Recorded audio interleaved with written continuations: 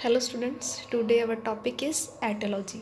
So what is etiology? Etiology means causes of disease या फिर ਅਸੀਂ definition ਲੈ ਸਕਦੇ ਹਾਂ the study of causes of diseases is called etiology.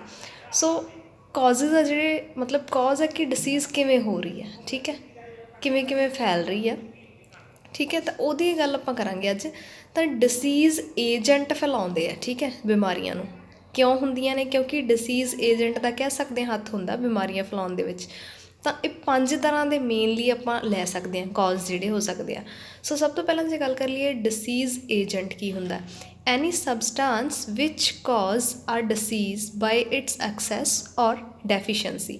ਇੱਕ ਐਸਾ ਸਬਸਟਾਂਸ ਜਿਹਦੀ ਜ਼ਿਆਦਾ ਸਾਡੇ ਸਰੀਰ ਵਿੱਚ ਘਾਟ ਹੋ ਜੂਗੀ, ਠੀਕ ਹੈ, ਜਾਂ ਉਹ ਵੱਧ ਜਾਏਗਾ, ਠੀਕ ਹੈ। ਤਾਂ ਉਹਦੇ ਕਰਕੇ ਸਾਨੂੰ ਕੀ ਹੋਊਗੀ? ਡਿਸੀਜ਼ ਹੋ ਜੂਗੀ। ਇਹ ਐਕਸਟਰਨਲ ਵੀ ਹੋ ਸਕਦੇ ਆ ਅਤੇ ਇੰਟਰਨਲ ਵੀ, ਮਤਲਬ ਬਾਹਰੀ ਤੌਰ 'ਤੇ ਵੀ ਕੋਈ ਚੀਜ਼ ਹੈ ਜਿਹੜੀ ਸਾਨੂੰ ਇਫੈਕਟ ਕਰ ਸਕਦੀ ਆ ਵਧਣ ਜਾਂ ਘਟਣ ਦੇ ਨਾਲ, ਅਤੇ ਅੰਦਰੂਨੀ ਤੌਰ 'ਤੇ ਵੀ ਬੋਡੀ ਦੇ ਵਿੱਚ, ਠੀਕ ਹੈ। ਤਾਂ ਦੋਨੋਂ ਹੋ ਸਕਦੀਆਂ। ਸੋ ਸਭ ਤੋਂ ਜਿਹੜੇ ਪਹਿਲੇ ਏਜੰਟ ਆ ਉਹ ਅਸੀਂ ਲੈ ਲੈਂਦੇ ਹਾਂ ਬਾਇਓਲੋਜੀਕਲ ਏਜੰਟਸ। ਸੋ ਇਹ ਕਿਉਂ ਹੋ ਸਕਦੇ ਆ? ਮਾਈਕਰੋ ਆਰਗਨਿਜ਼ਮ ਸਭ ਤੋਂ ਜਿਹੜੀ ਆ ਵੱਡੀ ਐਗਜ਼ਾਮਪਲ ਹੈ ਇਹਦੇ ਵਿੱਚ, ਠੀਕ ਆ। ਬਾਇਓਲੋਜੀਕਲ ਏਜੰਟ ਜਿਹੜੇ ਡਿਸੀਜ਼ ਕਾਜ਼ ਕਰਦੇ ਆ, ਜਿਵੇਂ ਕਿ ਹੋ ਗਏ ਮਾਈਕਰੋ ਆਰਗਨਿਜ਼ਮ।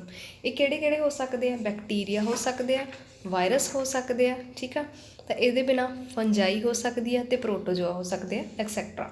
ਸੋ ਜੇ ਆਪਾਂ ਕਹਿ ਲਈਏ ਦੀਜ਼ ਆਰ ਆਲਸੋ ਕਾਲਡ ਪੈਥੋਜਨਸ। ਇਹਨਾਂ ਸਾਰਿਆਂ ਨੂੰ ਮਿਲਾ ਕੇ ਕੀ ਆਪਾਂ ਪਹਿਲਾਂ ਵੀ ਗੱਲ ਕੀਤੀ ਸੀ ਕਿ ਇਹ ਸਾਰੇ ਕੀ ਹੁੰਦੇ ਨੇ ਜਿਹੜੇ ਬਿਮਾਰੀ ਫੈਲਾਉਂਦੇ ਨੇ ਡਾਇਰੈਕਟਲੀ। ਤਾਂ ਉਹ ਕੀ ਹੁੰਦੇ ਨੇ? ਮਾਈਕਰੋ ਆਰਗਨਿਜ਼ਮ, ਜਾਂ ਫਿਰ ਉਹਨਾਂ ਨੂੰ ਆਪਾਂ ਪੈਥੋਜਨ ਕਹਿ ਦਿੰਦੇ ਹੁੰਦੇ ਹਾਂ। ਦੀਜ਼ ਆਰ ਦੋਜ਼ ਆਰਗਨਿਜ਼ਮਸ, ਔਰ ਤੁਸੀਂ ਕਹਿ ਸਕਦੇ ਹੋ these are those microorganisms which when successfully infect in the human body. ਜਦੋਂ ਇਨਫੈਕਟ ਕਰ ਦਿੰਦੇ ਆ ਨਾ ਹਿਊਮਨ ਬੋਡੀ ਨੂੰ ਡਾਇਰੈਕਟਲੀ, ਅੰਦਰ ਜਾ ਕੇ ਜਦੋਂ ਐਂਟਰ ਹੋ ਜਾਂਦੇ ਆ ਬੋਡੀ 'ਚ, ਮਲਟੀਪਲਾਈ ਕਰਦੇ ਮਤਲਬ ਵਧਣਾ ਸ਼ੁਰੂ ਕਰ ਦਿੰਦੇ ਆ, ਅਤੇ ਅੰਦਰ ਜਾ ਕੇ ਪ੍ਰੋਡਿਊਸ ਟੌਕਸਿਨ। ਤਾਂ ਕੀ ਇੱਕ ਤਰ੍ਹਾਂ ਦੀ ਜ਼ਹਿਰ ਅੰਦਰ ਜਾ ਕੇ ਫੈਲਾ ਦਿੰਦੇ ਆ ਸਾਡੇ 'ਚ, ਠੀਕ ਹੈ। ਤਾਂ ਇਹਨੂੰ ਅਸੀਂ ਕੀ ਕਹਿੰਦੇ ਹੁੰਦੇ? Incubation period. ਜਦੋਂ ਸਾਡੇ 'ਚ ਕੋਈ ਬੈਕਟੀਰੀਆ, ਵਾਇਰਸ, ਫੰਗੀ ਜਾਂ ਪ੍ਰੋਟੋਜੋਨ ਐਂਟਰ ਹੋ ਗਿਆ, ਤਾਂ ਉਹਨੇ ਅੰਦਰ ਜਾ ਕੇ ਕੀ ਆ? ਟੌਕਸਿਕ ਜਿਹੜੀ ਹੈਗੀ ਆ, ਜਾਂ ਕਹਿ ਸਕਦੇ ਹਾਂ ਟੌਕਸਿਸਿਟੀ ਫੈਲਾਤੀ, ਠੀਕ ਹੈ। ਤਾਂ ਇਹ ਹੋ ਗਿਆ ਉਹਦਾ ਇਨਕੂਬੇਸ਼ਨ ਪੀਰੀਅਡ, ਜਦੋਂ ਉਹ ਆਪਦਾ ਪ੍ਰੋਸੈਸ ਆ ਜਿਹੜਾ ਉਹ ਕੰਪਲੀਟ ਕਰ ਰਿਹਾ, ਠੀਕ ਹੈ, ਲਾਈਫ ਅੰਦਰ ਆਪਣੀ ਇਹ ਮਲਟੀਪਲਾਈ ਹੋਣ ਦੇ ਲਈ। ਸੋ ਉਦੋਂ ਜਿਹੜੇ ਹੈਗੇ ਆ ਪੈਥੋਜਨ ਇਫੈਕਟ ਕਰਦੇ ਆ, ਇਹਨਾਂ ਨੂੰ ਕੀ ਕਹਿ ਦਿੰਦੇ ਆ? ਬਾਇਓਲੋਜੀਕਲ ਏਜੰਟਸ ਕਹਿ ਦਿੰਦੇ ਆ। ਸੈਕੰਡਲੀ ਸਾਡੇ ਕੋਲ ਆ ਜਾਂਦਾ ਜੀ ਕੈਮੀਕਲ ਏਜੰਟਸ, ਠੀਕ ਹੈ। ਕੈਮੀਕਲ ਏਜੰਟਸ ਦੇ ਵਿੱਚ ਕੀ ਹੁੰਦਾ?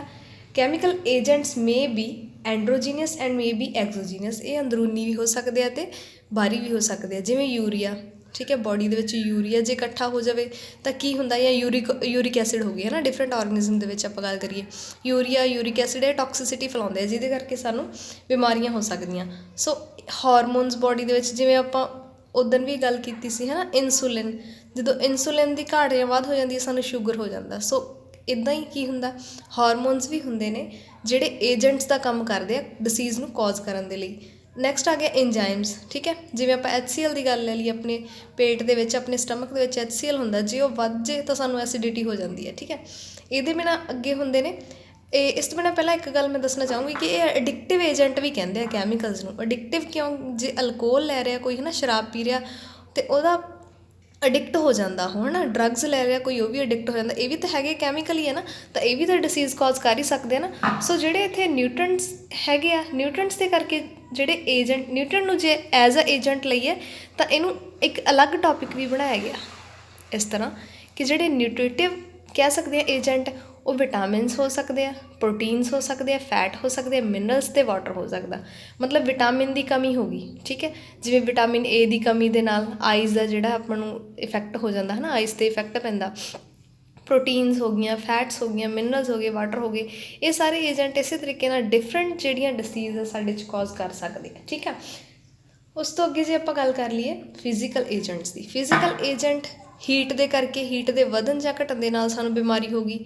ਕੋਲਡ, ਠੰਡ ਦੇ ਵਧਣ ਘਟਣ ਦੇ ਨਾਲ ਹੋ ਗਈ। ਰੇਡੀਏਸ਼ਨ, ਜਿਵੇਂ ਆਪਾਂ ਅਲਟਰਾਵਾਇਲਟ ਦੀ ਗੱਲ ਕਰ ਲਈ ਕਿ ਸਾਨੂੰ ਜਿਹੜੀਆਂ ਅਲਟਰਾਵਾਇਲਟ ਰੇਡੀਏਸ਼ਨਸ ਹੁੰਦੀਆਂ ਉਹਦੇ ਨਾਲ ਸਾਨੂੰ ਕੀ ਹੋ ਜਾਂਦਾ? ਸਕਿਨ ਡਿਸੀਜ਼ ਹੋ ਸਕਦੀ ਹੈ। ਜਿਵੇਂ ਸਭ ਤੋਂ ਜਿਹੜੀ ਕੀ ਹੈਗੀ ਆਪਾਂ ਐਗਜ਼ਾਮਪਲ ਲੈਂਦੇ ਹੁੰਦੇ ਹਾਂ, ਕੈਂਸਰ ਹੋ ਸਕਦਾ, ਠੀਕ ਹੈ। ਜਦੋਂ ਅਸੀਂ ਓਜ਼ੋਨ ਦੀ ਪੜ੍ਹਦੇ ਹਾਂ ਨਾ, ਓਜ਼ੋਨ ਬਾਰੇ, ਉਦੋਂ ਅਸੀਂ ਕਹਿੰਦੇ ਹੁੰਦੇ ਹਾਂ ਜੇ ਅਲਟਰਾਵਾਇਲਟ ਰੇਡੀਏਸ਼ਨ ਅਰਥ 'ਤੇ ਆ ਜਾਣਗੀਆਂ ਤਾਂ ਕੈਂਸਰ ਵਰਗੀਆਂ ਬਿਮਾਰੀਆਂ ਫੈਲ ਜਾਣਗੀਆਂ, ਹੈ ਨਾ। ਸਾਊਂਡ ਦੇ ਕਰਕੇ ਵੀ ਹੋ ਸਕਦਾ, ਸਾਊਂਡ ਦੇ ਕਰਕੇ ਹੀਅਰਿੰਗ ਪ੍ਰੋਬਲਮਸ ਹੋ ਸਕਦੀਆਂ, ਸੁਣਨਾ ਹੈ ਨਾ ਘੱਟ ਸੁਣਨ ਲੱਗ, ਹੈ ਤਾਂ ਡਿਸੀਜ਼ ਹੀ ਨਾ, ਕਾਜ਼ ਹੋ ਸਕਦਾ। ਸੋ ਆਪਣੇ ਕੋਲ ਲਾਸਟ ਆ ਗਿਆ ਜੀ ਮਕੈਨੀਕਲ। ਮਕੈਨੀਕਲ ਦੇ ਵਿੱਚ ਕੀ ਆ, ਇੰਜਰੀ ਹੋ ਸਕਦੀ ਹੈ ਕਿ ਜੇ ਕੋਈ ਸੱਟ ਲੱਗ ਜੇ ਸਾਡੇ, ਠੀਕ ਹੈ, ਡਾਇਰੈਕਟਲੀ ਖੂਨ ਵਹਿਣਾ ਸ਼ੁਰੂ ਹੋ ਜੇ, ਉਹ ਕੀ ਆ, ਮਕੈਨੀਕਲ ਏਜੰਟ ਆ। ਸੈਕਿੰਡ ਆ ਗਿਆ ਡਿਸਲੋਕੇਸ਼ਨ। ਡਿਸਲੋਕੇਸ਼ਨ ਦੇ ਵਿੱਚ ਹੁੰਦਾ ਜੇ ਸਾਡੀ ਕੋਈ ਹੱਡੀ ਆ ਉਹ ਹਿੱਲਣ ਲੱਗ ਜੇ, ਠੀਕ ਹੈ, ਜਾਂ ਉਹਦੀ ਜਿਹੜੀ ਲੋਕੇਸ਼ਨ ਆ ਉਹ ਇੱਧਰ ਉੱਧਰ ਹੋ ਜੇ, ਤਾਂ ਉਹਦੇ ਨਾਲ ਵੀ ਉਹ ਵੀ ਇੱਕ ਤਰ੍ਹਾਂ ਦਾ ਕਾਜ਼ ਆ। ਤਾਂ ਆਪਣੇ ਕੋਲ ਲਾਸਟ ਆ ਗਿਆ ਜੀ ਫ੍ਰੈਕਚਰਸ। ਫ੍ਰੈਕਚਰਸ ਹੋ ਸਕਦੇ ਆ ਜਿਵੇਂ ਕਿ ਖਿੱਚ ਪੈ ਜਾਂਦੀ ਹੈ ਹੱਡੀ ਨੂੰ, ਉਹਨੂੰ ਕਹਿੰਦੇ ਫ੍ਰੈਕਚਰ। ਤਾਂ ਇਹ ਜਿਹੜੇ ਹੈਗੇ ਆ ਬਾਇਓਲੋਜੀਕਲ, ਕੈਮੀਕਲ, ਨਿਊਟ੍ਰੀਟਿਵ, ਫਿਜ਼ੀਕਲ ਅਤੇ ਮਕੈਨੀਕਲ, ਇਹ ਮੇਨਲੀ ਕਾਜ਼ ਹੋ ਸਕਦੇ ਆ ਡਿਫਰੈਂਟ ਡਿਸੀਜ਼।